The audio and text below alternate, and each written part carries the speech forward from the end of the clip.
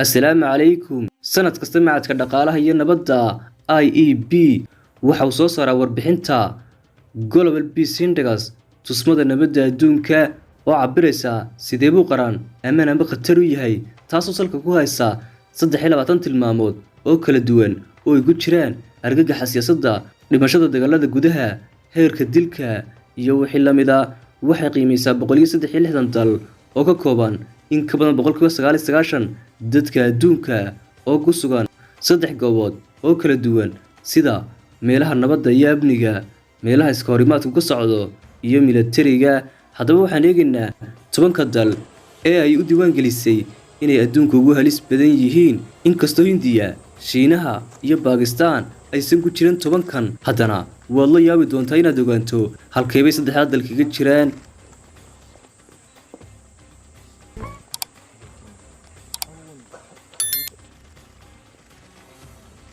طبعا dalka Ruushka militariga sare Ruushku waxa uu gacan ka geystaa liiska booskiisa oo ay weheliso mid ka mid ah heerarka ugu sareeya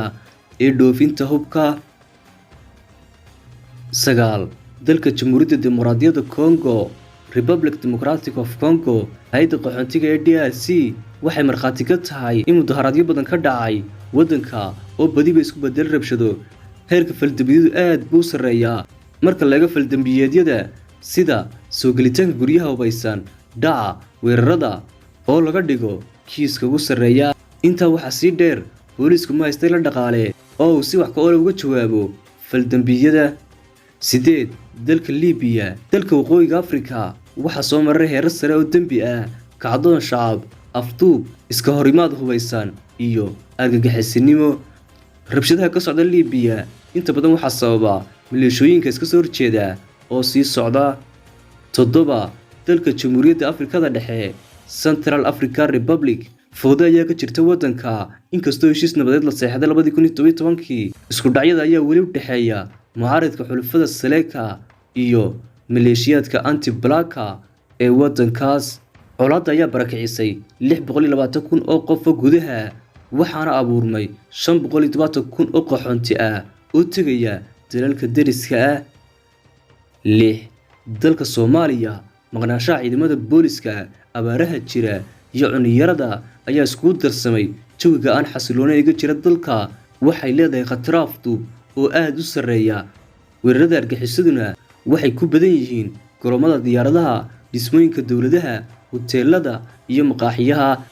ajaanibta saraakiisha dawladda iyo shaqaalaha UN-ta waxaan inta badan bartilmaameedsadaan xag jirinta 5 dalka Ciraaq dalka waxa ka jira khilaafyo gudaha iyo dibadda oo ay ku jiraan weerarada argagixisada iyo kooxaha Daesh oo si wada qabashada iyo dilka shacabka iyo xubnaha ciidamada qalabka sida 4 dalka Yemen dagaalada sokeeye ee Yemen ka bilowday sanadkii 2015kii ayaa wali socda iyadoo dalkaasi uu wajahayo xaalad bini'aadantinimo oo ugu xun adduunka UN-ta ayaa sheegtay in iska horimaadka ay sababtay in 4.3 bilyan oo qof ay hoy la'aan noqdaan 4 milyan oo qofna halis ugu jiraan macluul iyo dilaac cudurro dilaa ah 3 dalka koonfurta Suudaan qalaasaha shacabka isku dhacyada siyaasadeed socda iyo dambiyada baahsan oo ay kamid yihiin dhaca weerarada afduubka ayaa kaalin ka qaatay in dalkan lagu dhigo kaalinta saddexaad iska horimaado hubaysan ayaa inta badan ka dhaca dawladda iyo kooxaha mucaaradka ah iyadoo ay tahay in aan sharciga kala dambeynta aan laga dhaqmin meel ka baxsan caasimadda dalka ee Juba 2 dalka Suuriya wadanka bariga dhexe oo ilaa sanadkii la soo dhaafay galay kaalinta koobaad waxa la degay dagaal sokeeye tan iyo bishii June 2011kii colaadda waxa loo yaqaano dagaalkii labaad ee ugu dhimashada badnaa qarnigii 21aad halkaas qiyaastii 470,000 oo qof oo ay ku jiraan 55,000 oo qof caruurihii la dilay lambar 1 dalka Afghanistan marka la eego 2019 tusmada nabadda caalamiga ah Afghanistan waa dalka ugu horeysta badan adduunka maadaama la kulmo weeraro halis ah oo kaga yimaada Taliban Afghanistan ayaa la tirada ugu badan ee dhimashada dagaalada iyo argagixisada marka loo eego wadamada kale waxa laga soo xigtay howlgalka nabad ilaalinta ee qaramada midoobay ee Afghanistan in wadanku soo maray 3804 qof oo rayid ah oo ku dhintay dagaalada 927 kamid ah ay yihiin caruur sanadkii 2019 kuwaasi waxay hayeen 10 kaalmood ee ugu sareeya aynu eegno 3 kaalmood oo kale oo ay ku jiraan 3 wadan oo kale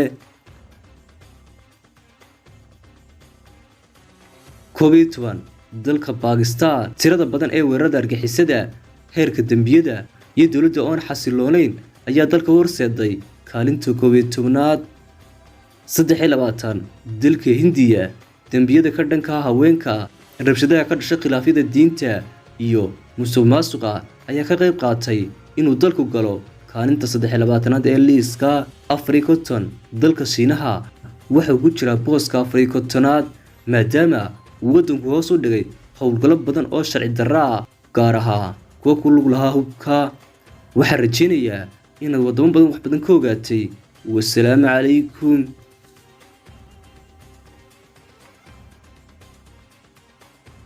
في طيارة اللي هي قذيفي قذيفي احنا قصيدة المطعم طلعت